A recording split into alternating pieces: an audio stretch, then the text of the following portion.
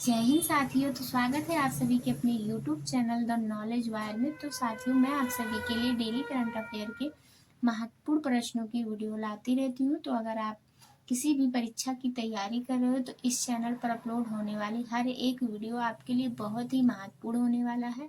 तो चलिए बढ़ते हैं अपने प्रश्नों की तरफ। और हाँ, जिन्होंने अभी तक चैनल को सब्सक्राइब नहीं किया है, चैनल को सब्सक्राइब करें, वीडियो को लाइक करें और अपने दोस्तों तक ज़्यादा से ज़्यादा शेयर करें। तो फटाफट से बढ़ते हैं अपने प्रश्नों की तरफ। तो ये रहा हमारा पहला प्रश्न। हाल ही में कौन सा देश दुनिया की सबसे बड़ी नौसेना रक्षा प्रदर्शनी यूरोनवल 2024 की मेजबानी कर रहा है? तो ऑप्शन नंबर ए हो जाएगा चीन, ऑप्शन नंबर बी हो जाएगा फ्रांस, ऑप्शन नंबर सी हो जाएगा भारत और ऑप्शन नंबर डी हो जाएगा रूस। तो इनमें से जो हमारा सही आंसर है ऑप्शन नंबर बी है फ्रांस। साथियों, अब हम बढ़ते हैं अपने अगले प्रश्न की तरफ। तो हमारा अगला नंबर प्रश्न ये रहा। काइस साइद को किस देश के राष्ट्रपति के रूप में फिर से चुना गया है? तो ऑप्शन नंबर ए है ट्यूनीसिया, ऑप्शन नंबर बी है अल्जीरिया, ऑप्शन नंबर सी है मिस्र, ऑप्शन नंबर डी है लीबिया। तो इनमें से जो हमारा सही आंसर हो जाएगा ऑप्शन नंबर ए है ट्यूनीसिया। तो जिन्होंने भी ऑप्शन नंबर ए को चुना था उनका बिल्कुल सही आंसर हो जाएगा। तो अब हम बढ़ते हैं फटाफट से अपने अगले प्रश्न की तरफ। तो ये रहा हमारा अगला प्रश्न। जीरो डिफेक्ट और जीरो इफेक्ट पहल जो खबरों में देखी गई है किस मंत्रालय द्वारा शुरू की गई थी? तो ऑप्शन नंबर ए है आयुष मंत्रालय, ऑप्शन नंबर बी है विद्युत मंत्रालय और ऑप्शन नंबर सी है रसायन और उर्वरक मंत्रालय, ऑप्शन नंबर डी है सूक्ष्म लघु और माध्यम उद्यम मंत्रालय। तो इनमें से जो हमारा सही आंसर हो जाएगा साथियों ऑप्शन नंबर डी है सूक्ष्म लघु और माध्यम उद्यम मंत्रालय। तो जिन्होंने भी ऑप्शन नंबर डी को चुना था उनका बिल्कुल सही आंसर हो जाएगा।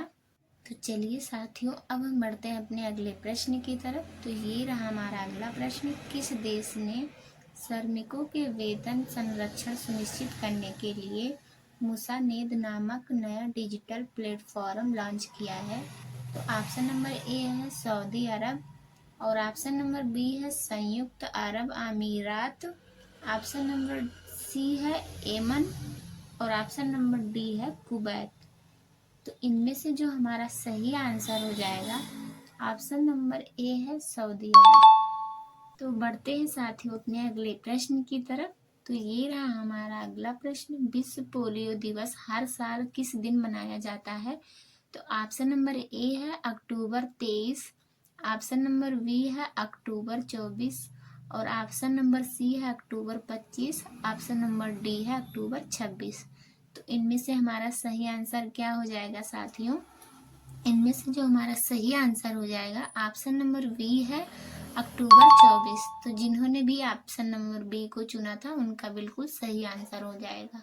तो अब हम चलते हैं अपने अगले प्रश्न की तरफ। तो ये रहा हमारा अगला प्रश्न। हाल ही में नासा के लैंडसैट 8 उपग्रह द्वारा अंटार्कटिका के फाइन आइलैंड ग्लेशियर के ऊपर कौन सी वायुमंडलीय घटना देखी गई है? तो ऑप्शन नंबर ए है कोहरे की दीवार, ऑप्शन नंबर बी है समुद्री धुआं और ऑप्शन नंबर सी है Arora borealis, option number D है धूल भरी आंधी। तो इनमें से जो हमारा सही आंसर हो जाएगा ऑप्शन नंबर बी है समुद्री धुआं। तो जिन्होंने भी ऑप्शन नंबर बी को चुना था उनका सही आंसर हो जाएगा। तो अब हम आगे बढ़ते हैं अपने अगले प्रश्न की तरफ। तो ये रहा हमारा अगला प्रश्न।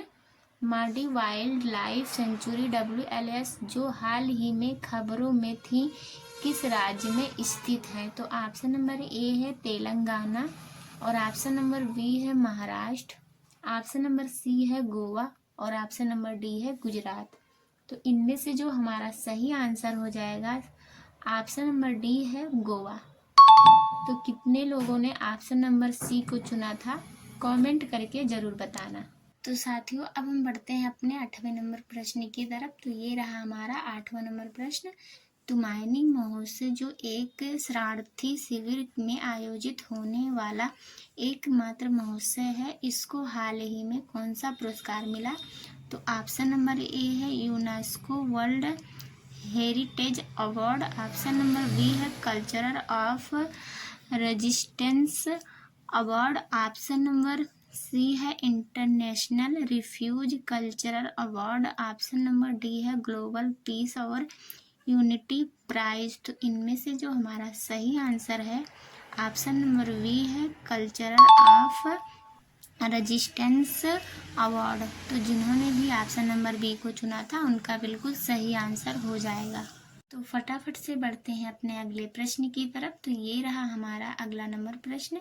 भारतीय सड़क कांग्रेस का 83वीं वार्षिक सत्र कहाँ आयोजित हुआ। तो ऑप्शन नंबर ए है रायपुर और ऑप्शन नंबर बी है भोपाल। ऑप्शन नंबर सी है जयपुर और ऑप्शन नंबर डी है वाराणसी। तो इनमें से जो हमारा सही आंसर हो जाएगा ऑप्शन नंबर बी है भोपाल। तो कितने लोगों ने ऑप्शन नंबर बी को चुना था कमेंट करके ज़रूर बताना। तो साथियों अब हम बढ़ते हैं अपने अगले आखिरी नंबर प्रश्न की तरफ। तो ये रहा हमारा आखिरी नंबर प्रश्न। अभ्यास अष्टहिंद भारत और किस देश के बीच आयोजित किया गया है। तो ऑप्शन नंबर ए है भारत और ऑस्ट्रेलिया। ऑप्शन नंबर बी है भारत और फ्रांस और ऑप्शन नंबर सी है भारत और मिस्र। ऑप्शन नंबर डी है भारत और रूस। तो इनमें से जो हमारा सही आंसर हो जाएगा ऑप्शन नंबर ए है भारत और ऑस्ट्रेलिया। तो जिन्होंने भी ऑप्शन नंबर ए को चुना था उनका बिल्कुल सही आंसर हो जाएगा। तो साथियों ऐसे ही महत्वपूर्ण प्रश्नों को पढ़ने के लिए चैनल को सब्सक्राइब जरूर करें, वीडियो को लाइक करें और अपने दोस्तों तक ज़्यादा से ज़्यादा शेयर करें। वीडियो को यहीं एंड करते हैं, मिलते हैं नेक्स्ट वीडियो में। तब तक के लिए जय हिंद साथियों।